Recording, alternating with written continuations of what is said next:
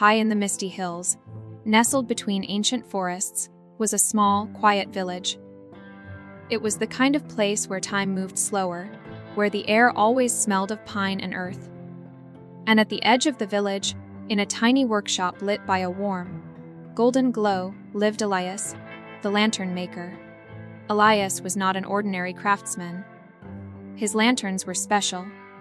Each one was handcrafted with intricate designs that seemed to tell a story, and every lantern was made for someone with a wish in their heart. People would come from all over, bringing their hopes, their dreams, and even their sorrows to Elias. He would listen patiently and, in the soft light of his workshop, create a lantern that carried their wishes into the night.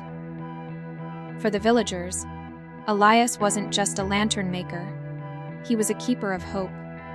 One cold winter evening, as the first snowflakes began to fall, the door to Elias's workshop creaked open. A young woman stood in the doorway, her cheeks flushed from the cold, her hands trembling slightly as she clutched a small notebook.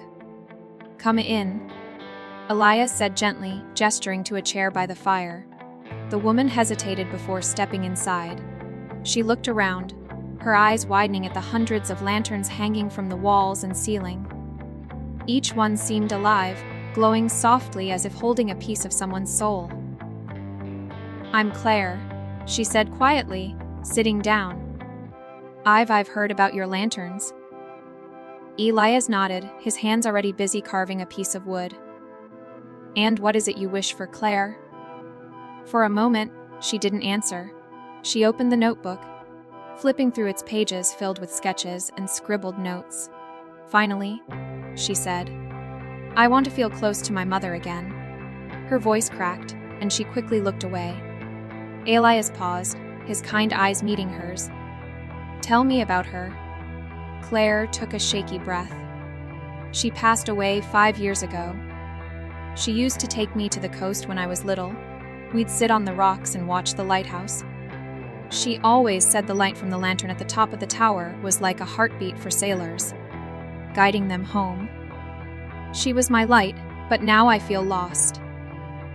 Elias listened intently, his hands never stopping their work. "A mother's light never truly fades," he said after a moment. "It stays with us, even when we can't see it." Over the next few days, Elias worked on Claire's lantern. He invited her to stay in the village, to watch as he carefully shaped the wood, painted the glass, and added delicate engravings. As he worked, he shared stories from his own life, of the people who had come to him with their wishes, and of the lantern he had made long ago for someone he loved. "I wasn't always the lantern maker," Elias said one evening as the fire crackled in the hearth. "I used to be a sailor.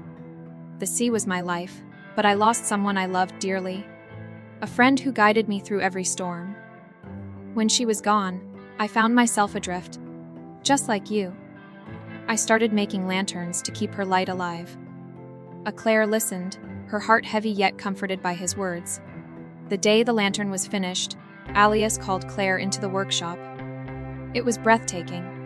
The glass panels were painted with scenes of the sea and a lighthouse, and delicate carvings of waves and stars adorned the wooden frame. "This lantern is for your mother," Elias said. "But it's also for you. When you light it, remember that her light is within you, guiding you home." That evening, as the village gathered for their annual lantern festival, Claire carried her lantern to the top of a hill overlooking the valley.